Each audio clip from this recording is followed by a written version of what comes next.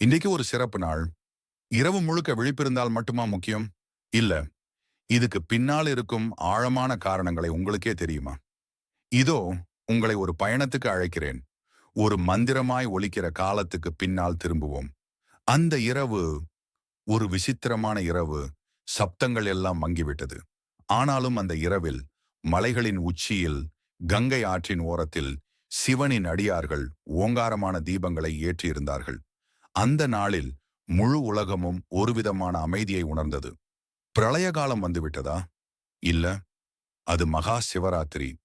சிவன் விழித்திருந்து பிரபஞ்சத்தை பாதுகாத்த இரவு. என்னதான் நடந்தது?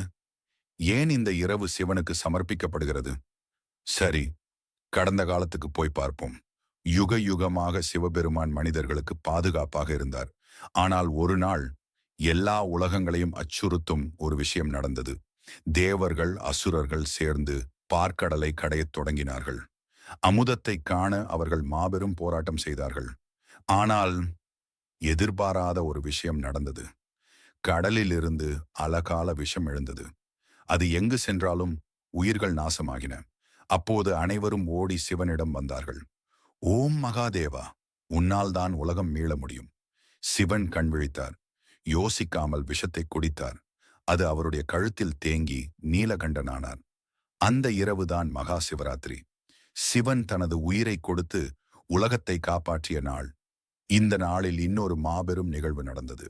சிவபெருமானுக்கும் பார்வதிக்கும் திருமணம் நடந்தது. முன்னதாக பார்வதி தவம் இருந்தாள்.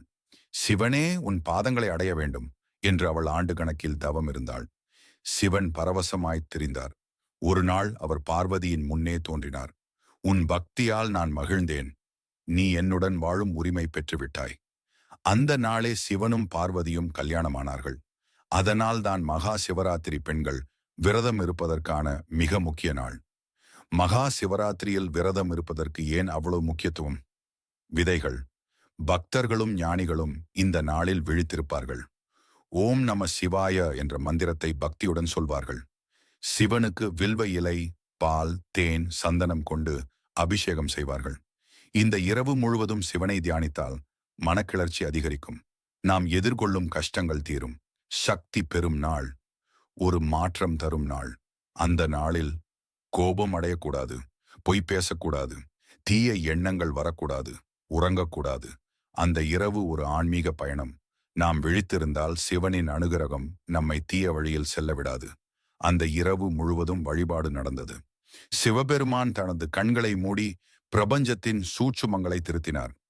பக்தர்கள் விரதமிருந்து அந்த நாளில் மிகுந்த பாக்கியங்களை பெற்றனர். அந்த மங்களமான விடியல் வந்தது. அந்த பொன்னான கதிரவனை பார்த்து அனைவரும் மனதில் நினைத்தார்கள், நம்மை சிவன் என்றைக்கும் பாதுகாப்பார். நண்பர்களே, மகா சிவராத்திரி வெறும் ஒரு நாள் இல்லை. இது வாழ்க்கையை மாற்றும் நாள். இந்த நாளில் விழித்திருங்கள். சிவனை நினைவில் கொள்ளுங்கள். உங்கள் வாழ்க்கையில் ஒளியை காணலாம். இந்த வீடியோ பிடித்திருந்தால் லைக், ஷேர் அண்ட் காமெண்ட் செய்யுங்கள்.